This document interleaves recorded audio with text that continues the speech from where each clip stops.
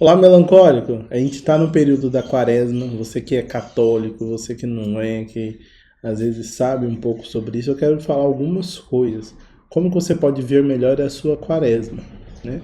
O tempo da quaresma, para quem não sabe, é um tempo que foi os 40 dias de Jesus no deserto, para a sua preparação para a Páscoa.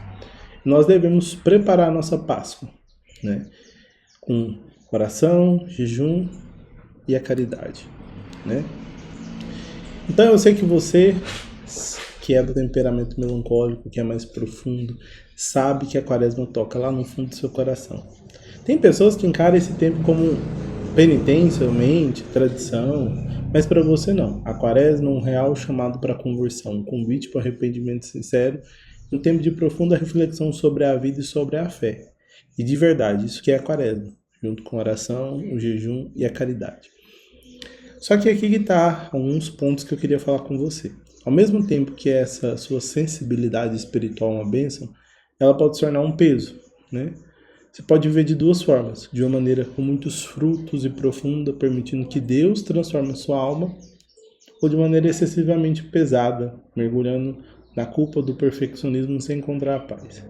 Então, como é que você pode ter temperança, como que você pode ter equilíbrio, né? E ter uma conversão verdadeira, né? E é isso que eu quero falar com você. Gente, a primeira coisa, né? Lembra-se que a quaresma que eu falei que é um período de oração, né? Só que é um período do jejum, que a gente chama de penitência. Cuidado com o exagero. Não é a quantidade de penitências que vai te santificar. Mas sabe o que é? Ordenar as suas paixões desordenadas, os sentimentos desordenados. Por isso que a gente fala do jejum. O jejum é para ordenar a nossa vontade. Para a gente não, por exemplo, as pessoas tiram um doce, tira o refrigerante, tira o café. É só para mostrar que você não é escravo dela, mas que você tem um domínio, certo? Por que eu estou dizendo isso? Você tem uma alma inclinada à mortificação e ao sacrifício, né? Você acha que se você não oferecer algo a Deus para purificar, às vezes Deus não vai ouvir, né? Só que isso tem um nome chamado escrúpulo que eu não coloquei aqui, né? Então cuidado ao exagerar na penitência. Claro que não pode ser uma coisa muito fácil.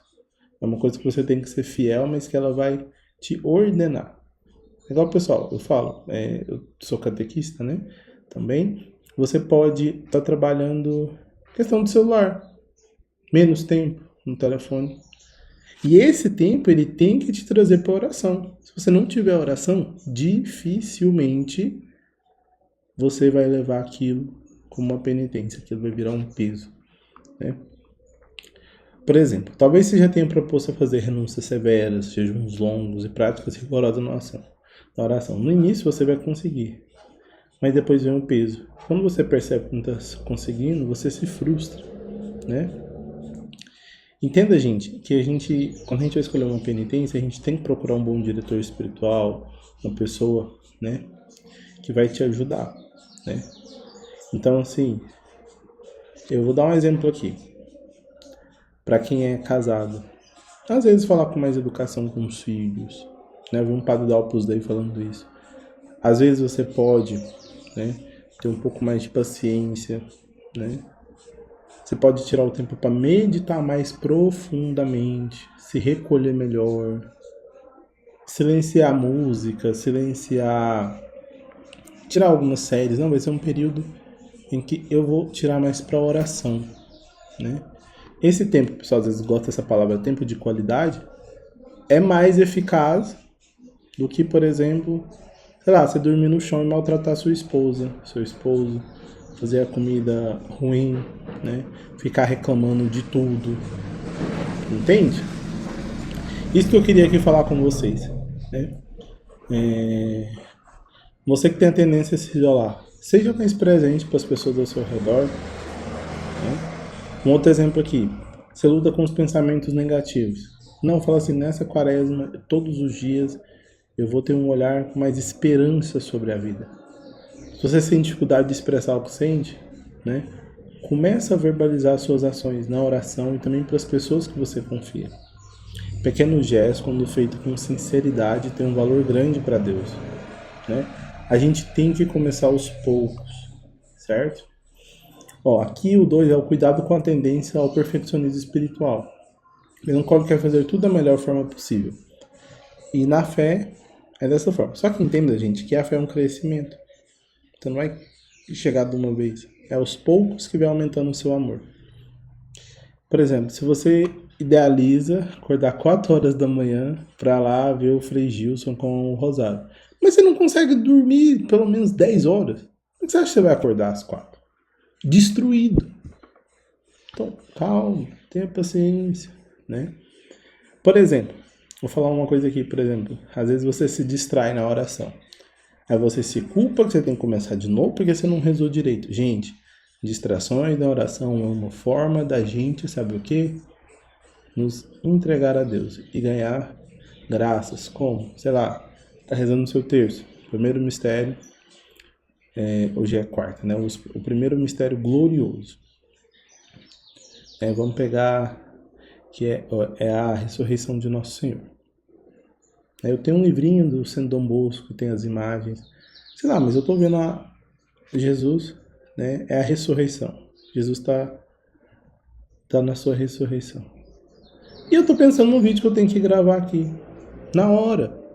Entrega, fala, Senhor, quero te entregar o vídeo. Agora é o momento de eu me preocupar com isso. E cada vez que tiver uma distração, você vai fazendo isso, né?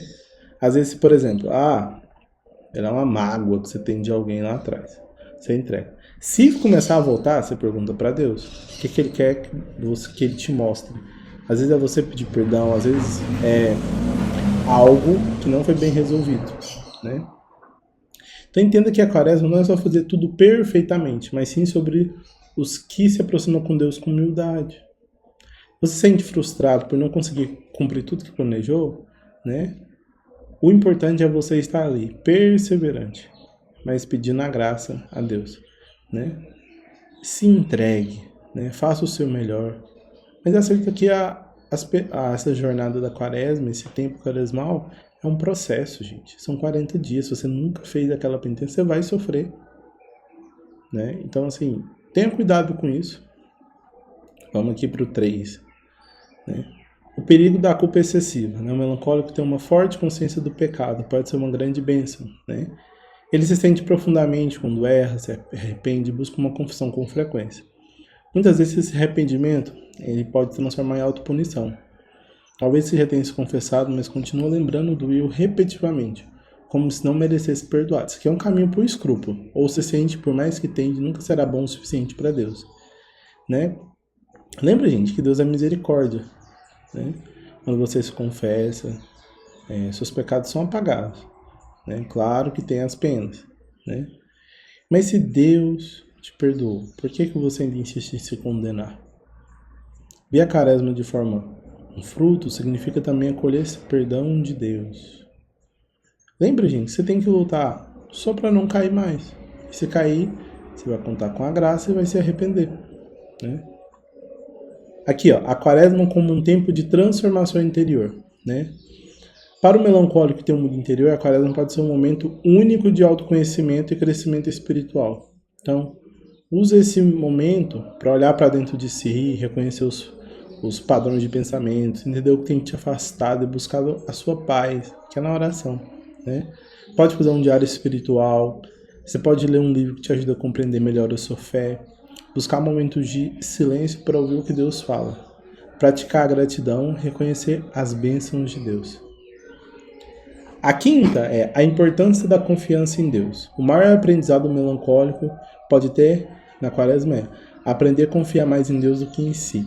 Aqui é o mais importante. Isso porque você vai conseguir entender que não pode controlar tudo, para de se cobrar tanto, para de carregar tanto peso dos mundos nas costas. A quaresma é um convite para você ser como uma criança. Santa Teresinha fala isso, e se joga nos braços do Pai. Muito lindo. Se todo mundo aqui já teve essa experiência, o pai está embaixo, a criança em cima, às vezes na piscina e fala, pula, eu vou pegar. Quando a criança pula, ela tem a certeza que o pai vai pegar. Então, esse tipo de coisa é a gente se entregar para Deus, né? E o vídeo de hoje é isso. Isso que eu queria passar para vocês. Se você quiser o PDF, vou deixar o meu Instagram aqui abaixo. Você me pede, eu envio para você. Você tem uma ótima e santa quaresma. Deus abençoe.